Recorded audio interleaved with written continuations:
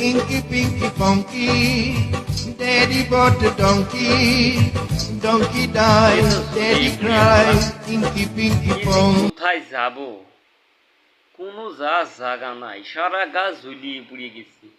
আল্লাহ রাস্তে মাপ করতে কত টাকা নিবি? আমি এই ফোন কিনতে যাই, ফোনের দোকানে 200 টাকা কম দিছিলাম, এই মনে হয় সেই পাপ বহন করে বেড়াচ্ছি। একে তো হিরো আলম জন্ম থেকেই জ্বলছি, তারপরে আছে মামুন লাইলা, তারপরে আছে লগে বিডি ইমরান।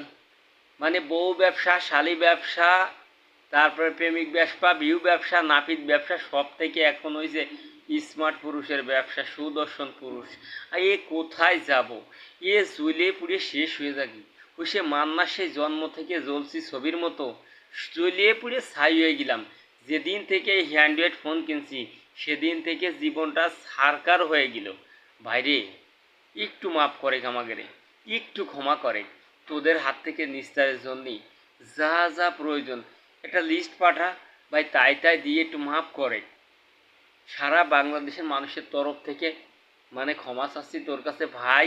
তুই এই মানে মিডিয়া, অনলাইনই অফলাইনই হোক আর যে লাইনই হোক, তুই এই বাংলাদেশের মানুষগুলো একটু মুক্তি দে ভাই। তোর হাত থেকে বাঁচার জন্যই কি কি করা লাগবে সেগুলো আমাদের কোয়া, আমরা একটু মাপ চাই তোর থেকে।